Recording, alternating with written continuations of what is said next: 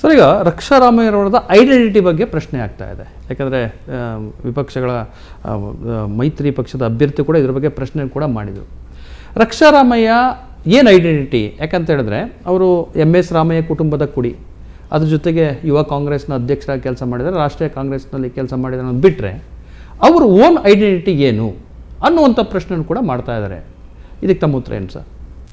Own identity ಅಂದರೆ ಅವರು ಮಂತ್ರಿಗಳು MLA ಆಗೋ ಮುಂಚೆ ಅವ್ರದ್ದೇನು ಐಡೆಂಟಿಟಿ ಇತ್ತು? ಸೊ ಅವಕಾಶ ಸಿಕ್ಕಿದಾಗ ನಮ್ಮ ಚಾಲನೆ ಮಾಡಬೇಕು, ನಮ್ಮ ಕೆಲಸಗಳು ತೋರಿಸ್ಕೊಬೋದು. ಜನ ಕಾಂಗ್ರೆಸ್ ಪಕ್ಷ ಮತ್ತು ನಮ್ಮ ಎಲ್ಲ ನಾಯಕರು ಆಶೀರ್ವಾದ ಮಾಡಿದ್ದಾರೆ. ಈ ಸಲ ಟಿಕೆಟ್ ಕೊಟ್ಟು ಯುವಕರಿಗೆ ಒಂದು ಅವಕಾಶ ಮಾಡಿಕೊಡ್ಬೇಕು ಅಂತ ಕೊಟ್ಟಿದ್ದಾರೆ. ಸೊ ಆ ಒಂದು ನಿಟ್ಟಿನಲ್ಲಿ ನಾವು ಅವಕಾಶ ಸಿಕ್ಕಿದ ಮೇಲೆ ನಾವು ಭಾಳಷ್ಟು ಕಾರ್ಯಕ್ರಮಗಳು ಮಾಡಿ ನಮ್ಮ ಚಿಕ್ಕಬಳ್ಳಾಪುರ ಜನತೆಗೆ ಒಳ್ಳೆ ನಿಟ್ಟಿನಲ್ಲಿ, ಇವಾಗ ಹೆಲ್ತ್ ಕೇರ್ ಇರ್ಬೋದು, ಇಲ್ಲ ಎಜುಕೇಷನ್ ಇರ್ಬೋದು, ಈ ಭಾಗಗಳಲ್ಲಿ, ಇಲ್ಲ ಸೈನ್ಸ್ ಆ್ಯಂಡ್ ಟೆಕ್ನಾಲಜಿ ಇರ್ಬೋದು, ಈ ಭಾಗಗಳಲ್ಲಿ ನಾವು ಒಂದು ಬೇರೆ ಪರಿವರ್ತನೆ ಮಾಡಬೇಕು ನಮ್ಮ ಚಿಕ್ಕಬಳ್ಳಾಪುರ ಕ್ಷೇತ್ರದನ್ನು. ಯಾಕಂದರೆ ಅದು ಬ್ಯಾಂಗ್ಳೂರಿಗೆ ಗಡಿಭಾಗ ಆಗಿದೆ. ಅಲ್ಲಿ ಆ ಒಂದು ಇದರಲ್ಲಿ ಬೆಂಗಳೂರಿಗಿಂತ ಏನು ಕಮ್ಮಿ ಏನಿಲ್ಲ ನಮ್ಮ ಚಿಕ್ಕಬಳ್ಳಾಪುರ. ಸೊ ಅದರಿಂದ ಬೆಂಗಳೂರಷ್ಟೇ ಡೆವಲಪ್ ಮಾಡಬೇಕು ಅಂತ ನಾವು ಚಿಕ್ಕಬಳ್ಳಾಪುರ ಅಂತ ಮಾಡಿದ್ದೀವಿ.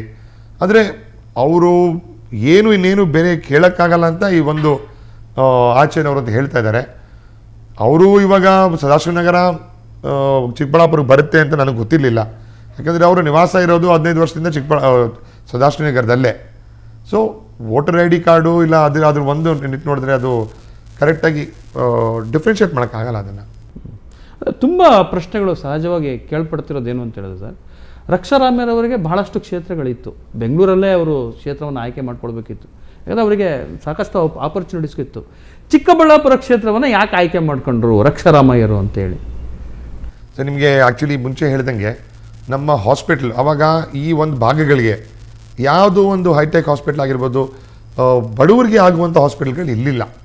ಸೊ ನೀವು ಆಂಧ್ರ ಬಾರ್ಡ್ರಿಂದ ಹಿಡ್ಕೊಂಡು ಪ್ರತಿಯೊಂದು ನಮ್ಮ ಗೌರಿಬಿದನೂರು, ಬಾಗೇಪಲ್ಲಿ, ಚಿಕ್ಕಬಳ್ಳಾಪುರ, ದೊಡ್ಡಬಳ್ಳಾಪುರ, ಯಲಹಂಕ, ದೇವನಹಳ್ಳಿ ಎಲ್ಲ ಭಾಗಗಳಿಂದ ನಮ್ಮ ಪೇಷಂಟ್ಗಳಿರ್ಬೋದು, ಸ್ಟೂಡೆಂಟ್ಗಳಿರ್ಬೋದು, ಎಲ್ಲರೂ ಈ ಭಾಗಗಳಿಂದ ಬಂದಿರೋರು. ಸೊ ಆವಾಗ ಒಂದು ಅವರೇ ನಮ್ಮ ಎಲ್ಲ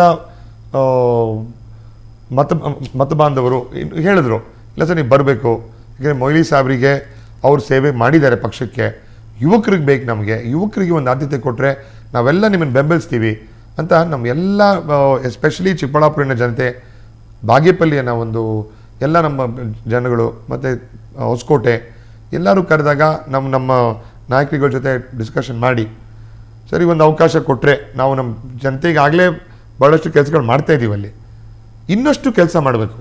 ಇವಾಗ ನಮ್ಮ ಪ್ರೈವೇಟಾಗಿ ಏನಾಗುತ್ತೋ ನಮ್ಮ ಕೈಯಲ್ಲಿ ಜನಕ್ಕೆ ಸಹಾಯ ಮಾಡುವಂತೆ ಮಾಡ್ತೀವಿ. ಇವಾಗ ಕೋಲಾರ ಇರ್ಬೋದು, ಅಲ್ಲಿ ನಮ್ಮ ಕೈವಾರ ಇದೆ, ಅಲ್ಲಿ ಭಾಳಷ್ಟು ಈ ಕ್ಷೇತ್ರಗಳಲ್ಲಿ ಕೆಲಸ ಮಾಡ್ಕೊಂಬಂದಿದ್ದೀವಿ. ಸೈನ್ಸ್ ಆಗಿರ್ಬೋದು, ಹೆಲ್ತ್ ಕೇರ್ ಆಗಿರ್ಬೋದು, ಇಲ್ಲ ಡಿವೋಷನಲ್ ಆಗಿರ್ಬೋದು, ಜನರ ಆಲ್ರೌಂಡ್ ಡೆವಲಪ್ಮೆಂಟ್ಗೆ ನಮ್ಮ ಕಾಂಟ್ರಿಬ್ಯೂಷನ್ ನಮ್ಮ ಈ ಭಾಗದಲ್ಲಿದೆ.